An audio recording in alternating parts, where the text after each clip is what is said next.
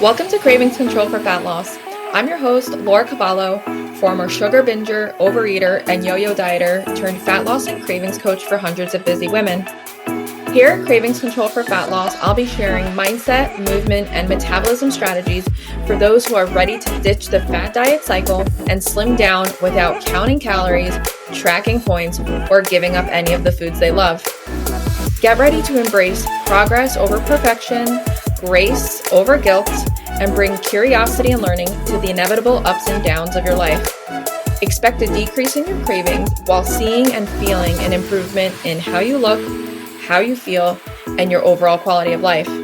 I am so excited you're here, boo. Let's get started. Hey, boo-boo. Welcome to another episode of Cravings Control for Fat Loss.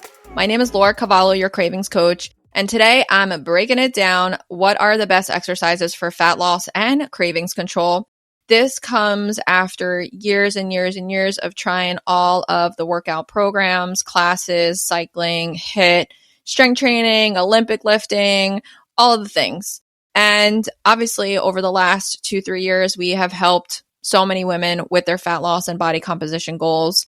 And I want to share it with you because I know that this topic is highly asked for. Everyone wants to know best exercises for fat loss. So I'm going to let you in on the secrets. So part of our SLIM system for fat loss and cravings control is intentional movement. And within intentional movement, I share with you the two best exercises for fat loss and cravings control, which is strength training and, in my opinion, walking or any sort of low intensity exercise. So strength training is the GOAT. Greatest of all time. Strength training has so many benefits for your mind, for your body, and it is just above and beyond anything that women could ask for when it comes to changing the look and the feel of their body. But a lot of women have resistance to strength training because traditionally in the past, strength training was only reserved for men, right? Until the 60s and 70s when women started going into the gym. And during that time, it was really about just making women skinnier and spot reducing and making sure women still looked pretty and petite and attractive going to the gym. And strength training, when you go into the gym and you're starting to pick up weights, there's definitely a learning curve and we're not spot reducing anymore, right? We are looking to add lean muscle tone to the body because the more muscle we have, the more benefits, health, and overall body change you're going to see. So I kind of went off on a tangent, but yeah, 60s and 70s, women started entering the weight. And it was either women were trying to get skinnier and thinner and spot reducing, or there were women even doing bodybuilding competitions. And so there wasn't really like this medium in the middle where women were just exercising to be healthy and to feel better. Then in the 70s and 80s, there was more of this advent of like running and health. And then we started talking about cholesterol and fat, and people started paying more attention to their diet and their exercise. Now we have a ton of women that have paved the way for strength training and lifting weights for women in their 30s, 40s, 50s, and beyond. A lot of women fear getting bulky and getting big when it comes to strength training or maybe even hurting themselves. And I want to say the hurting yourself can be a real thing if you're not doing it under the guise of a coach or, doing some of your own research. But when it comes to getting bulky, I want to just lay to rest the fact that bulkiness doesn't just happen overnight. And bulkiness is really the result of lifting weights and not paying attention to your nutrition. So maybe you're lifting weights, you're putting on muscle, but you're also maybe overeating or eating junk, and then you're putting on more size and more fat as well. Now, are there women who maybe have broader shoulders and put more muscle on easier on their body? Yes.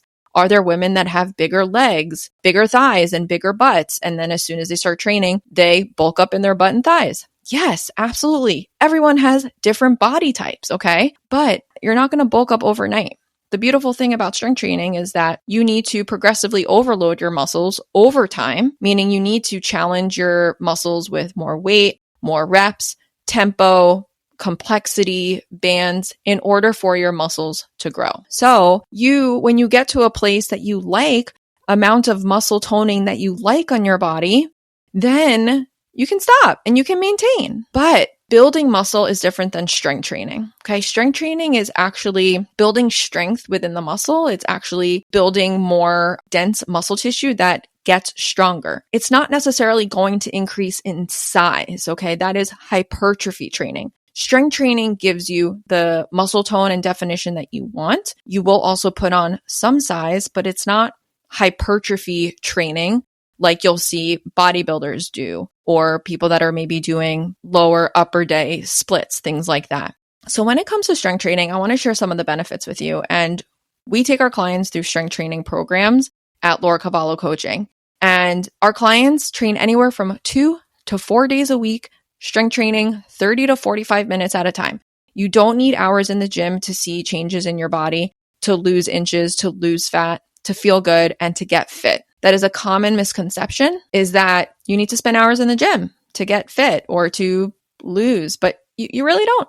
You don't. And isn't that great news? Because who wants to spend hours in the gym? So I want to just go through some misconceptions, okay? Misconception number 1 is that you're going to get bulky from lifting. Misconception number 2 is that you need to spend hours in the gym. And then misconception number 3 is that you can't make gains at home. Most of our clients are actually working out at their home gyms. It's pretty friggin' awesome. They don't have to go into a gym to exercise. They can use dumbbells and bands and other equipment that they have at home to achieve their goals. So let's talk about some of the benefits of strength training.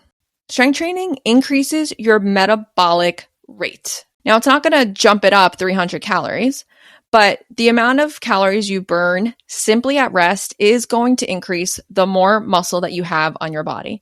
That means that your body becomes more efficient at burning calories, burning energy. Also, the more muscle you have, the more insulin sensitive that you are, meaning that you're better able to regulate your hormones and even your cravings the more muscle you have on your body. Muscle is king, y'all. Strength training adds lean muscle tissue to your body. It can also help you appear leaner.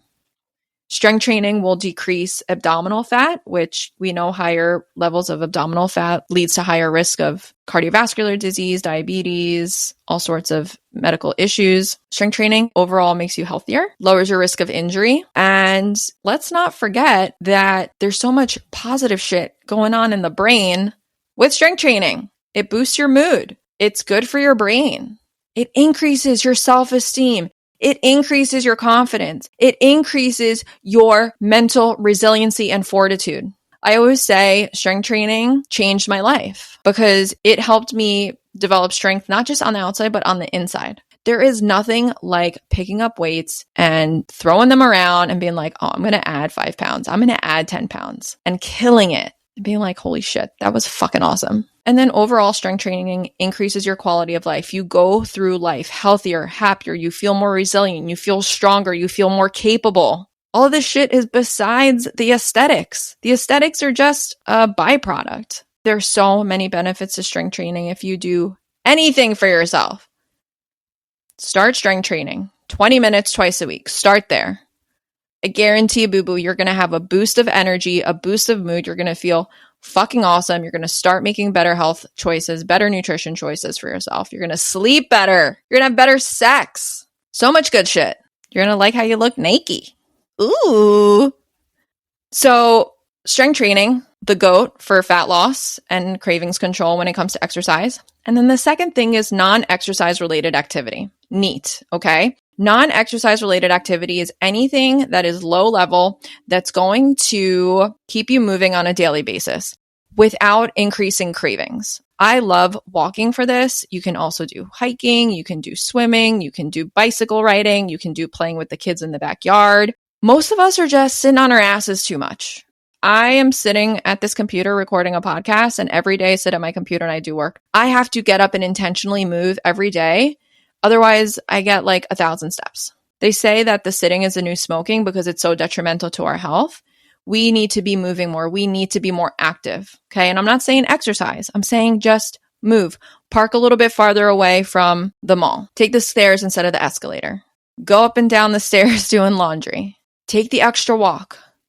Stand if you can at your desk. Get a standing desk. Now, you might have heard I didn't include cardio in here and I didn't include HIIT, and I'm not anti those elements. But when it comes to cravings control and fat loss and not increasing that hunger that sometimes happens from cardio and HIIT, I really do prefer non-exercise related activity as a way to sort of stroke the metabolism, burn calories without increasing that hunger and craving response. And walking gets you outside. Walking gets you in nature. Walking gets you hanging out with a friend. Walking gets you on the phone with a friend and to catch up. Right now, I know that walking isn't accessible for all of us. Maybe if you live in an area that's colder or you don't feel safe walking in your neighborhood, I totally understand that. Then try and be more active in your apartment.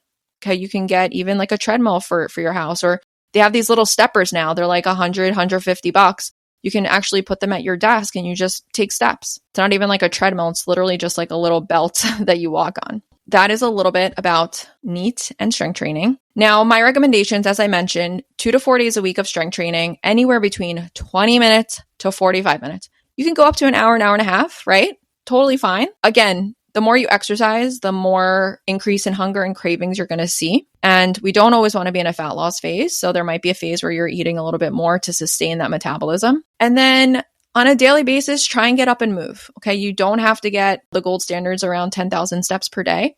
Maybe aim to do that once or twice right now if that's not what you're getting.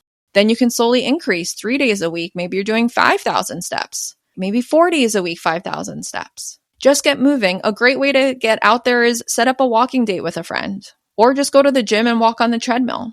But get moving in some way. These are the 2 best exercises for fat loss and cravings control without increasing the percentage of binges, cravings, and overeating. Now, I know I went on a wild tangent with this one, but I'm so passionate about strength training.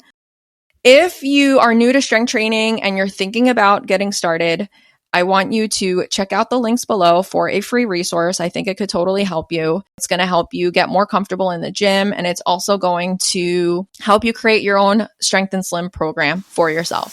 So go ahead to the links below and download the Motivated to Move workbook and webinar, and let me know your thoughts. Hit me up on Instagram, Laura Cavallo __cravings_coach. I'll see you soon.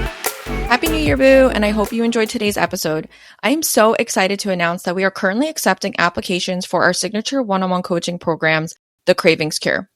I want to share exactly who this program is for and see if you would be a good fit. If you're a woman in your 30s, 40s, and beyond and are looking to change the look and the feel of your body without having to give up any of the foods you love, do an elimination diet, restrict, or even clock long and arduous workouts, then this program is going to be for you.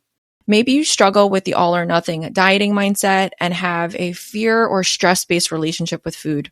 Maybe you've even tried over 5, 6, 7 fad diets or yo-yo diets over the last 10 years, but still haven't been able to see long-term results. Maybe you're feeling frustrated with the lack of progress and results despite putting in effort with your diet and exercise. You may even also struggle with nighttime cravings, overeating, occasional binges, and just don't know how to get them under control so that you are able to achieve a healthier lifestyle and achieve your fat loss goals.